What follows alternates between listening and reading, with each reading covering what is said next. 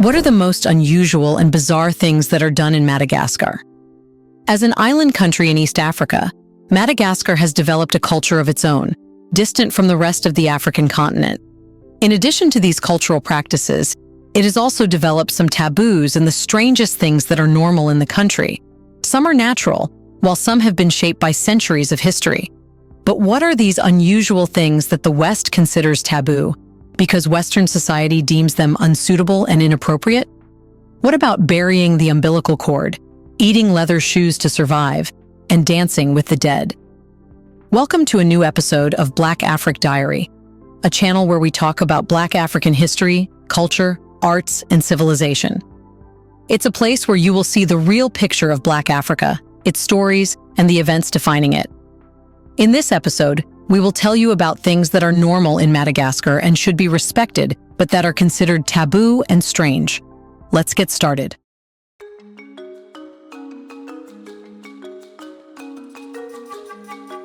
Number 15. Buried pirates' treasure. Madagascar has long captivated treasure hunters and adventurers with its ties to pirate lore, stirring speculation and fascination across generations. Despite the absence of solid evidence, the belief in buried pirate treasure persists, fueled by the island's strategic location along historic sea routes and its untamed, largely unexplored terrain.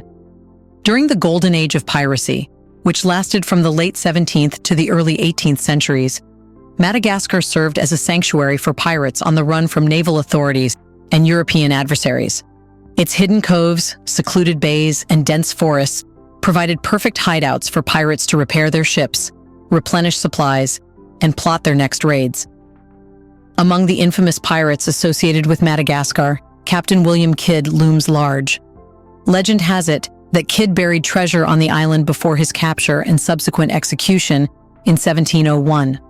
Despite persistent rumors, conclusive evidence supporting this claim has eluded historians and archaeologists. Similarly, tales abound of other legendary pirates like Olivier Levasseur, also known as Taboos, who supposedly left behind vast riches concealed somewhere in Madagascar's vast expanse. Yet these fabled treasures remain undiscovered, adding to the allure of the island's mysterious past. This has spurred numerous expeditions and treasure hunts across Madagascar, with daring adventurers venturing into its remote corners in search of elusive wealth. Number 14. Whistling at night. The taboo of whistling after dark is deeply ingrained in Malagasy culture, rooted in a belief system that intertwines traditional spiritual beliefs with everyday life. It's widely held that whistling at night can draw evil spirits or bring about misfortune. This superstition originates from ancient beliefs about the spirit world, where whistling was perceived as a means of communication with spirits. The act of whistling at night is thought to disrupt these spirits or invite negative energies into one's surroundings. Consequently, many Malagasy people refrain from whistling after sunset to avoid potential supernatural repercussions. Number 13. Touching food with feet. Food is respected in Madagascar because it's considered God's blessing to humans that sustain life. Therefore, touching food with one's feet is considered disrespectful. It conveys the message of dishonoring. However, for Western society, touching food with feet is just the same as touching food with hands. What's more, Malagasy culture focuses on cleanliness, hygiene, and proper dining etiquette. The feet are generally regarded as unclean due to their association with outdoor activities and contact with dirt. Therefore, touching food with one's feet is viewed as contaminating the food and showing disrespect towards it and those who consume it. As a result, Malagasy people are meticulous about handling food with their hands or utensils, avoiding any contact with their feet. This practice underscores broader cultural values emphasizing cleanliness, respect for food, and appropriate behavior during mealtime gatherings. By adhering to these customs, individuals demonstrate their adherence to cultural norms and contribute to the maintenance of social harmony within their communities. Number 12. Taboo twins. The taboo surrounding twins, known as fady in Malagasy, carries profound historical and spiritual significance within the culture. Traditionally, twins were regarded as a disruption to the natural order, often associated with bad luck or ominous occurrences. This perception was influenced by factors such as the high mortality rate among twins in earlier societies and cultural interpretations of their birth as a divine intervention or disturbance. As a result, twins and their families often face social stigma and discrimination. The taboo surrounding twins extends to various aspects of Malagasy life, including familial treatment and participation in cultural rituals. In some communities, twins may undergo special cleansing rituals to rid them of perceived spiritual impurities. Although attitudes towards twins have evolved over time, remnants of this taboo persist in certain areas. Number 11. Water cutting. Water cutting or water ordeal is a traditional method used in Madagascar to find out guilt or innocence, especially in cases of suspected theft. During this ritual, the accused dips their hand in a water vessel. Guilt is believed to be indicated by the water rejecting the accused, causing disturbances or sensations of heaviness or warmth in their hand. However, innocence is suggested by the water remaining calm. The outcome of the ritual is interpreted by a traditional judge or spiritual leader who observes both the water's behavior and the accused's reactions. If signs of rejection are observed and the accused confesses, they may face customary punishment. However, if the water remains calm and the accused maintains innocence, they are typically acquitted. Number 10. Tenjana trial. The Tenjana trial, known as the Tenjana ceremony or poison ordeal, is another customary legal practice among specific ethnic groups in Madagascar, notably the Sakalava and Betsileo. It determines guilt or innocence in cases involving accusations of sorcery, theft, or other offenses. In this trial, the accused consumes a small amount of the toxic nut from the Tenjana tree. This nut contains poisonous alkaloids, which supposedly cause minimal harm to the innocent. However, severe symptoms like vomiting and diarrhea post-ingestion are interpreted as signs of guilt, often leading to confession and subsequent punishment. Following the ingestion of the Tenjana nut, the accused is closely monitored for signs of illness. If poisoning symptoms appear, it typically results in a guilty verdict, while their absence suggests innocence. Sometimes, an antidote is administered to counteract the poison's effects. Number 9. Eating leather shoes. In Madagascar, the act of eating leather shoes poignantly indicates the severe poverty and desperation experienced by certain segments of its population. Many communities grapple with significant economic challenges and food insecurity, as is the case in even European countries. In areas where access to food is scarce, individuals and families may resort to unconventional methods to combat hunger, including consuming discarded leather footwear. This unorthodox survival tactic highlights the dire circumstances faced by those who employ it. Leather, a material not typically associated with food, becomes a source of sustenance out of sheer necessity. Leftover shoes, often made of leather, are boiled to soften them, making them somewhat edible. While this practice may seem extreme to some, it underscores the extraordinary measures individuals will take to survive when confronted with severe deprivation. It's important to recognize that the consumption of leather shoes is not rooted in cultural tradition, but rather emerges as a response to urgent economic hardship. Number 8. Burying umbilical cord. When a child is born, the midwife traditionally presents the umbilical cord and placenta to the donor. Because the umbilical cord and placenta are body parts, disposing of them with waste is considered disrespectful. Therefore, as dead ones are buried, so is the case with the umbilical cord. It becomes his responsibility to bury them, often beneath a flat stone positioned at the threshold of the ancestral home. This ceremonial act symbolizes the enduring lineage and the connection between the newborn and their ancestral heritage. By burying the umbilical cord in a sacred location like the ancestral home, families seek to ensure the child's health, prosperity, and connection to their lineage. In urban areas where ancestral homes may be absent, the umbilical cord is laid to rest in a designated area around the house, protected from potential pollution. Accompanied by specific rituals and taboos, the act of burying the umbilical cord carries significant cultural weight. The father takes care never to look back while burying the cord, as doing so is believed to bring misfortune. This tradition reflects the deeply ingrained beliefs and customs surrounding childbirth and familial lineage in Madagascar, underscoring the importance of ancestral ties and the influence of superstition in Malagasy culture. Before we continue further, tell us, are you enjoying the video? If yes, please like and share the video and subscribe to our channel to watch more videos on Black Africa. Let's continue now. Number 7. Turning of the bones. Malagasy culture is enriched by the tradition of famadihana, also known as the turning of the bones.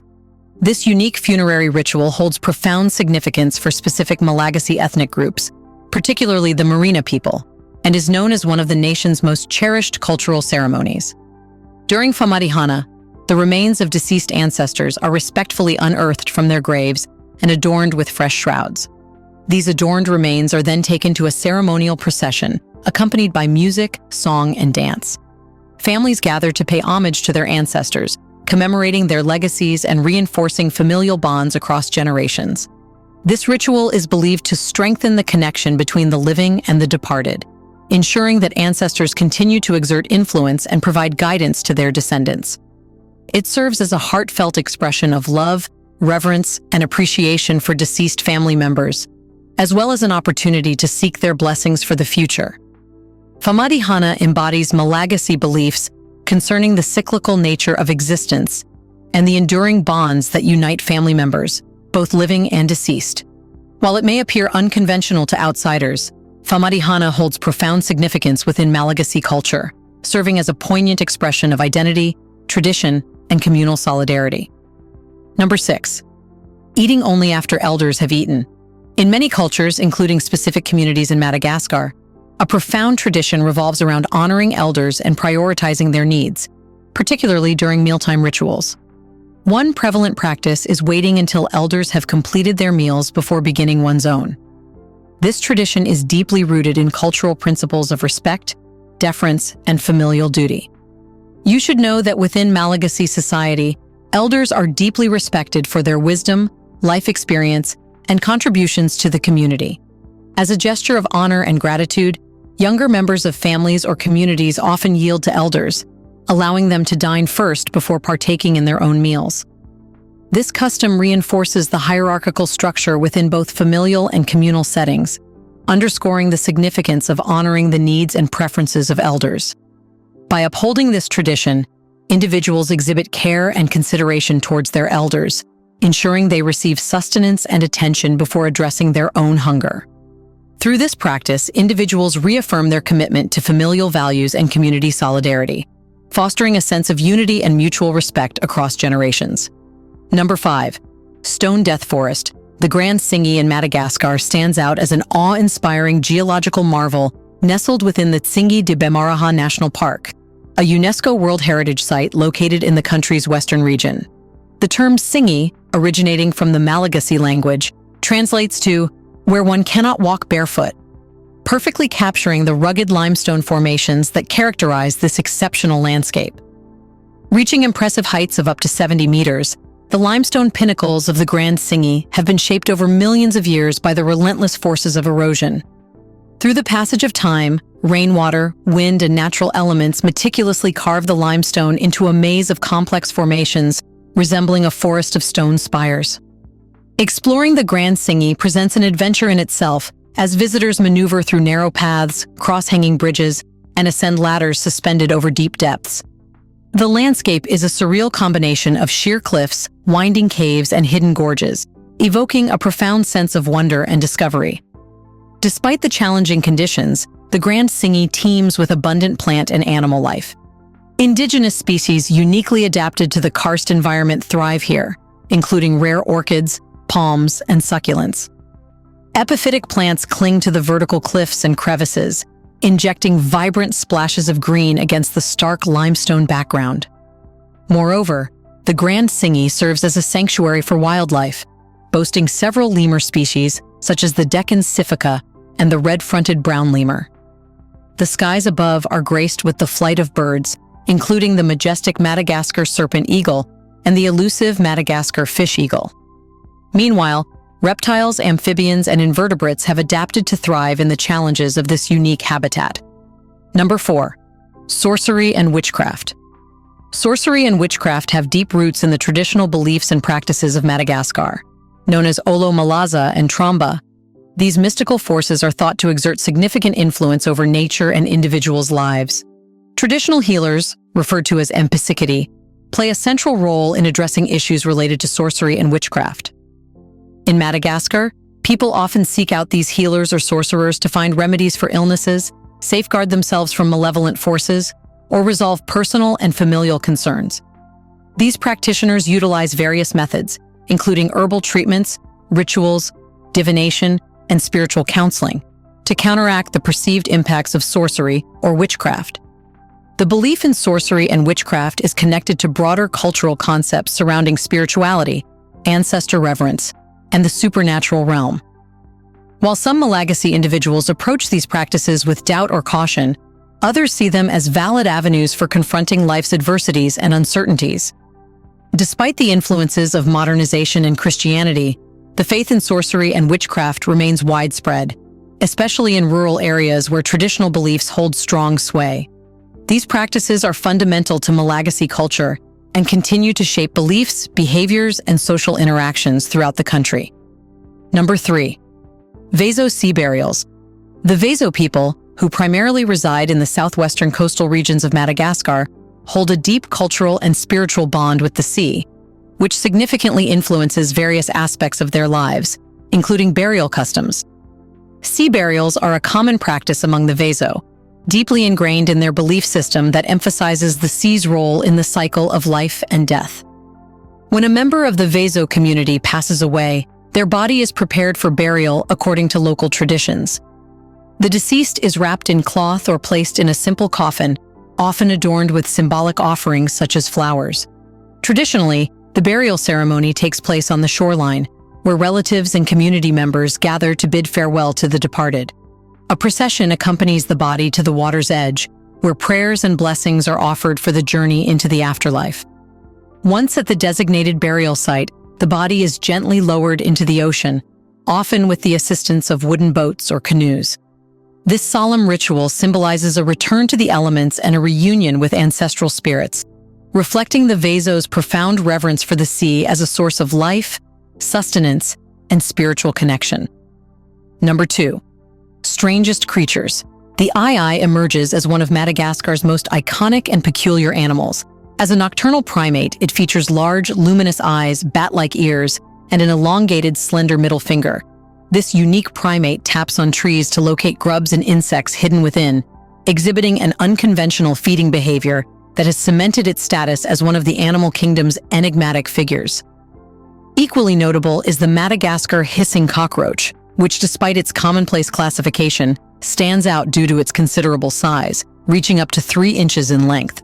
This insect produces a distinctive hissing sound by expelling air through specialized abdominal openings, making it an intriguing attraction in pet circles and zoological exhibits worldwide. Madagascar even has leaf-tailed geckos belonging to the Uroplatus genus, drawing attention with their remarkable camouflage abilities. These nocturnal creatures have evolved to mimic dead leaves, featuring flattened bodies, leaf-like tails, and mottled coloration that seamlessly blends with their rainforest environment. The tomato frog, found in the island's eastern rainforests, earns its name from its vivid red-orange hue, like a ripe tomato.